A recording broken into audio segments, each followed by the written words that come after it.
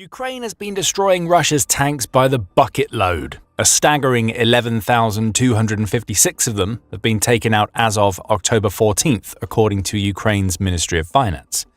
But Vladimir Putin, in his infinite wisdom, thought he had it all figured out. Ukraine was just destroying the Soviet-era tanks, the ones that were meant to burn through Ukraine's ammunition rather than make a real dent in its defenses.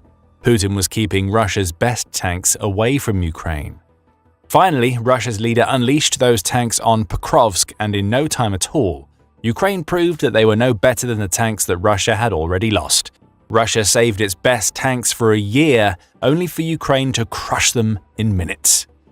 For almost a year, Russia carefully stockpiled every T-90M tank that it was building, knowing that it had special plans in place for those tanks.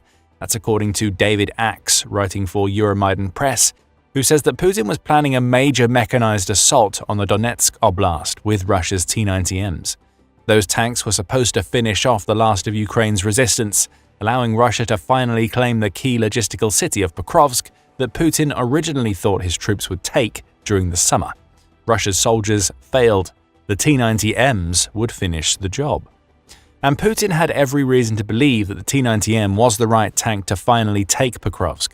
After all, it's Russia's most modern battle tank, and has been hailed by Putin himself as the best tank in the world. Russia's leader said as much in June 2023, with TASS reporting Putin as claiming, "It can be said today that the T-90M Proryv is the world's best tank. As soon as it approaches positions, no chance is left for anyone or anything. It fires into a longer range and more accurately, it also has better protection." Keep that quote in mind. Ukraine proved it wrong on October 9th in devastating fashion. The T-90M's reported specifications certainly seem to lend credence to Putin's claims. Army recognition says the tank packs the kind of punch Putin claims it has, thanks to a 125mm 2A46M4 smoothbore gun that's capable of firing both standard ammunition and anti-tank guided missiles. Depending on the types of round used, the gun can hit targets at a range of up to about 13,120 feet, with its missiles traveling even further, 16,400 feet, thanks to a laser beam riding-based guidance system. Add a PKT 7.62mm coaxial machine gun into the mix, and you get a tank that can shred through infantry and destroy almost any armor that it comes across, or so Russia claims. It's also a fairly agile tank. The T-90M can hit a top speed of around 37.2 miles per hour and can travel for 341 miles before it needs to refuel. Russia has the option of carrying a pair of diesel fuel tanks under the hull's rear, which allows for refueling in the field and possible extension of this maximum range. Protection comes from the Relict system, which is a form of explosive reactive armor that's supposed to protect the T-90M's front and turret from blasts. Russia also installs a Q-net armor kit onto the tank's hull and rear, which is designed to protect the T-90M against rocket-propelled grenades. It all adds up to an impressive tank, at least on paper. Putin's problem is simple. What looks great on paper doesn't always end up being able to perform when it's put to the test on the battlefield.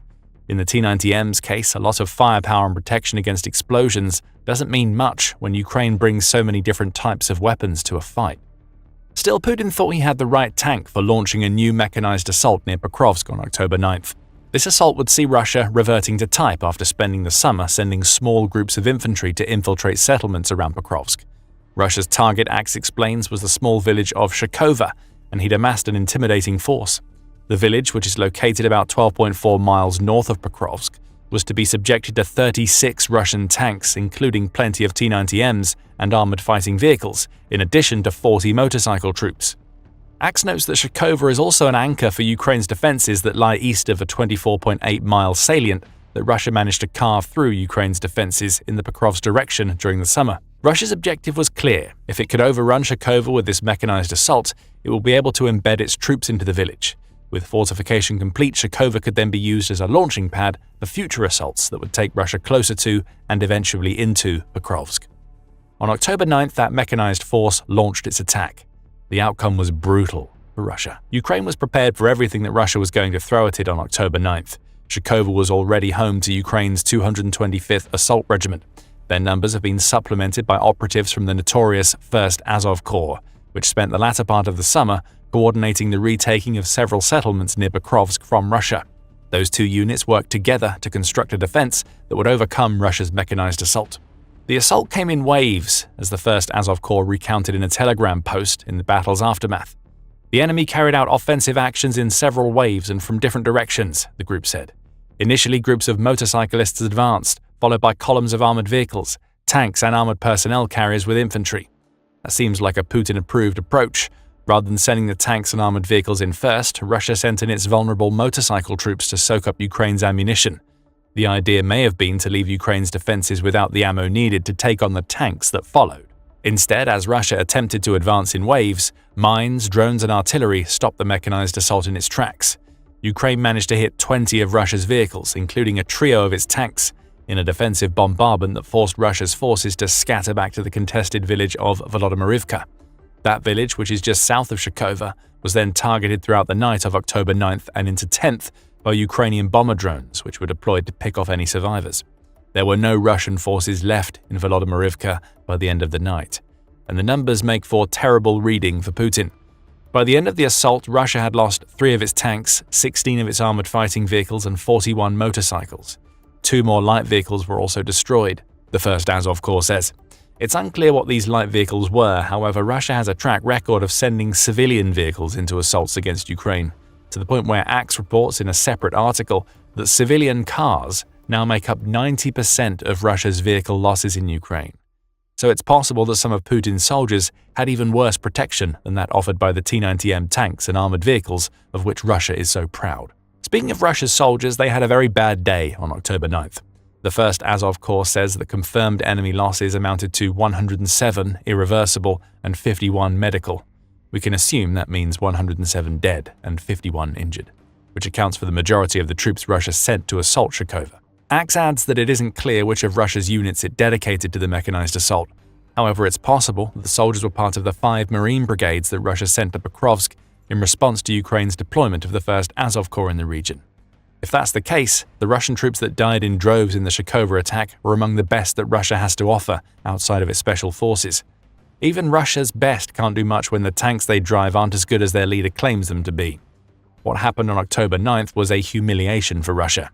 For months, Russia kept its best tanks off the battlefield, confident that those tanks were finally in a position to succeed. They were deployed alongside other armored vehicles and dozens of soldiers. This was an assault literally a year in the making, and Ukraine shut it down in devastating fashion, requiring less than a day to do so. Putin just relearned a valuable lesson on October 9th. Ukraine has all of the answers for dealing with Russia's mechanized assaults. Russia's leader will now be left asking himself the question of how this all happened. And the answer comes down to the tank that he himself has revered for so long. The reality that Putin is now realizing is that the T-90M is far from the tank he claims it to be. Rather, it's yet another relic of the Soviet era that has been dressed up for the modern day and is being paraded as the world's best tank, even as results show that it doesn't deserve that distinction. The T-90M is simply a symptom of Russia's overconfidence in the outdated technology that it still uses. That overconfidence was on perfect display as recently as May 2025. After delivering a new batch of T-90Ms to the military, the tank's manufacturer, Russia's state-owned Rostec, was very keen to extol its virtues. The Russian T-90M, T-72B3M, and T-80BVM are vehicles best suited for present-day conditions of combat, Rostec's first deputy CEO, Vladimir Artyakov, said in May. They can be considered as the world's best serial-produced tanks in terms of their aggregate characteristics. This is the result of the well-coordinated work by the large staff of Rostec enterprises, developers, designers, engineers and technologists, workers of industrial facilities and repair groups. We can understand the hyperbole around the T-90M. Russia needs everybody to believe that the tank is the world's best for propaganda and intimidation purposes, but the T-72 and the T-80, the old tanks that Ukraine has been destroying by the hundreds since Putin launched his invasion, those 2 tanks being entered into the conversation immediately casts doubt on how effective the T-90M can be given their poor performance in Ukraine. Still, doubt doesn't overcome the impressive specifications Russia offers up for its T-90M. The tank's terrible performance in Ukraine turns doubt into certainty. The T-90Ms that Russia stockpiled for its assault in Shkova aren't the only ones that it has deployed into Ukraine during the war. They're just the latest, and just like those that came before, they have dramatically failed. That shouldn't come as a surprise to anybody who's decided to look beyond Russia's specifications to find out what the T-90M is really all about. The Small Wars Journal highlights some of the problems with the T-90M that Russia has been hiding for decades. Yes, Russia's ultra-modern battle tank is actually decades old. Granted, it's not quite a Soviet-era tank, as it entered production in 1994. However, that production date means that the T-90M has existed for over 3 decades in one form or another. Plus, as the journal points out, the tank saw practically no combat action at all until Putin decided to launch the Ukraine invasion. What Russia really has on its hands in Ukraine is a tank that is being actively combat tested inside Ukraine, a tank that is coming up short in every single department. One of the few other times the T-90M was deployed before Ukraine was when it was used in Syria back in December 2015, the journal claims. One of the 6 tanks Syria received came up against several BGM-71 TOW anti-tank guided missiles, and it managed to survive the encounters.